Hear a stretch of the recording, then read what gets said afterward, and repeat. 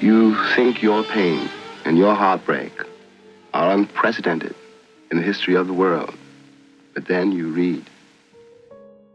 It demands a great spiritual resilience not to hate the hater whose foot is on your neck, and an even greater miracle of perception and charity not to teach your child to hate. Hi, I'm Nicola Yoon. I'm the author of Everything, Everything, The Sun is Also a Star, Instructions for Dancing, and One of Our Kind, which is out this summer from Knopf. Happy birthday, James Baldwin. I hazard that the physically androgynous state must create an all but intolerable loneliness, since we all exist after all, and crucially, in the eye of the beholder.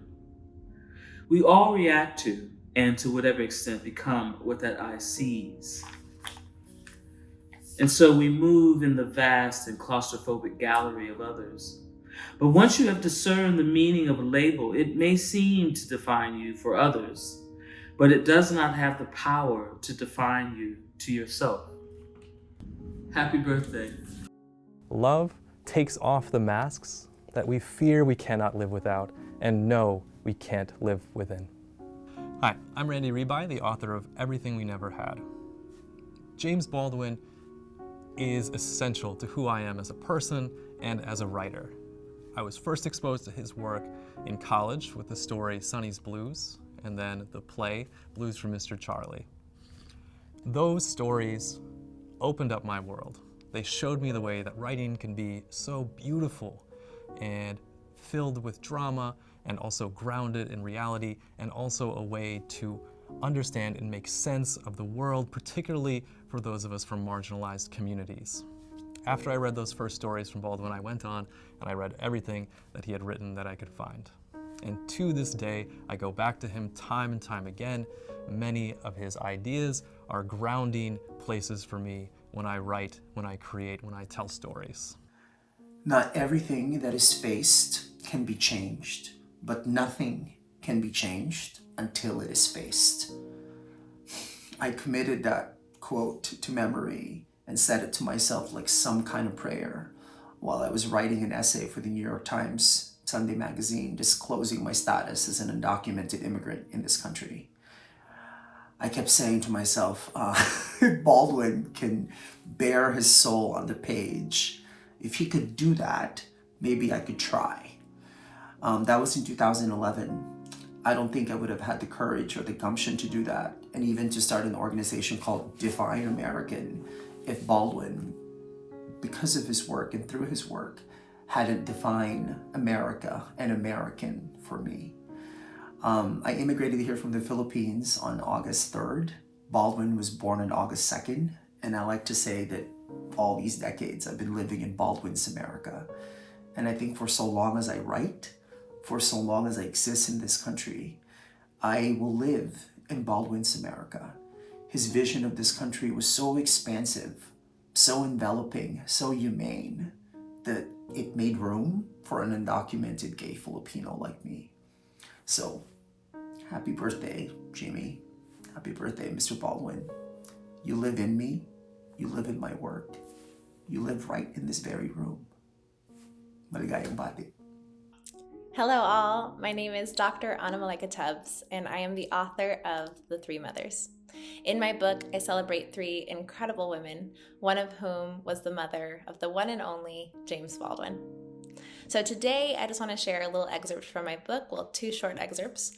One about the day that James Baldwin was born, and another about the day that Bertus Baldwin passes away. So here we go. On August 2nd, Bertus sat in the hospital as she held her baby boy for the very first time. The Black maternity ward of this segregated hospital was overcrowded and understaffed, but that would not keep Bertus from her joy. On that warm and humid Saturday, James Arthur Jones, called Jimmy or Jamie by his family, came into the world screaming. Immediately, he became the apple of Bertus's eye. The two shared an unparalleled bond with one another. During James's first 2 years of life, they had only each other to count on, only each other to hold through the good and bad times. And now the last part, which shows just how interconnected they were. Bertus was laid to rest in a double plot shared with her eldest son at the Ferncliff Cemetery and Mausoleum in New York. The double plot was purchased when James passed away, and it waited for his mother's time to join him. The black plaque with gold lettering that sits on their grave serves as a final reminder of the complete interconnectedness of their lives. In the lower left corner is James's name, and in the lower right is Bertus's. Above both, in big letters at the very top, it reads, Baldwin. Happy centennial to a writer who changed the course of American history, and to his mother who birthed him. James Baldwin changed my life. I first discovered him as a student through his books. I first met him as a filmmaker. We were collaborating on Remember This House, a film about grief and anger and hope. We worked together for close to 2 years, but on December 1st, 1987, he died, and I wound up making a very different film than the one we had planned. Its goal, to help people remember James Baldwin's message. I really do believe that we can all become better than we are. I know we can. Happy 100th birthday, James Baldwin, or Jimmy, as he told me to call him. Happy 100th from all of us.